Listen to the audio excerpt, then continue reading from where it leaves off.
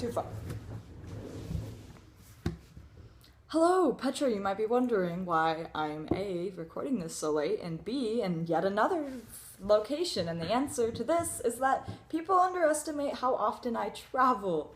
Right now I'm in a friend's house in Auburn because I have a game tomorrow in Concord at 9 a.m. and I did not fancy waking up at 4:30 to drive there on time.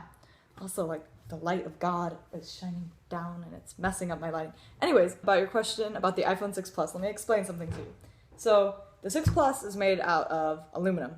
Okay, this is at least what I've heard. I am in no way an expert on anything technological at all. I just have opinions and have heard things through multiple people that may or may not be smarter than I am. So, the iPhone 6 Plus is made out of aluminum, and when people put it in their pockets, sometimes, if I don't understand the actual math there, I just know it ends up in your pocket and somehow you take it out and it's like slightly bent or whatever. And then people started doing this genius thing where they would take the iPhone and be like, oh my god, it bent a little bit, let's see how far it'll bend.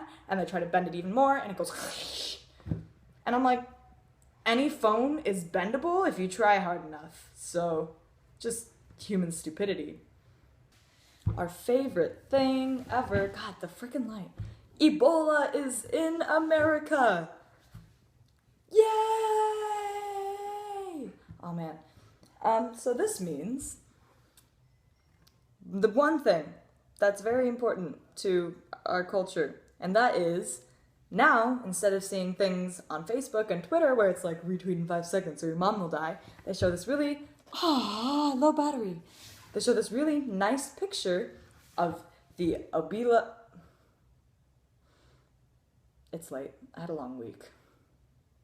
Of the Ebola, I think it's the Zaire strain. I recognize the photo. They're showing a picture of the Ebola virus, regardless, and they're all like, retweet in 10 seconds or you get Ebola. And I'm like, never fear, general public. There's no way you can get Ebola unless you come into direct contact with the bodily fluids of somebody else who has already contracted the virus. Just so you know, because I did not read the frickin' hot zone to watch people be afraid that they're gonna get Ebola. Oh, my phone is slipping.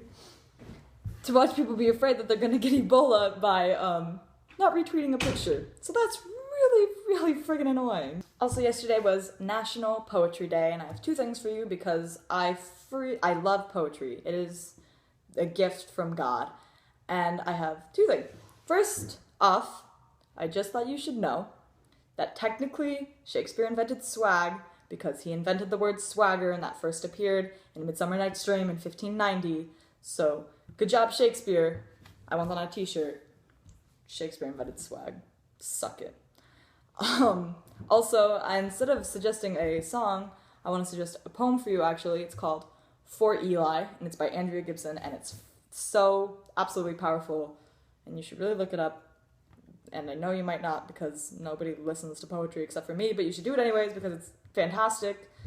And you can also, I said I travel. I say also a lot. I'm gonna show you a clip of what happens in the car 99% of the time and why I'm assuming my dad does not always like driving with me.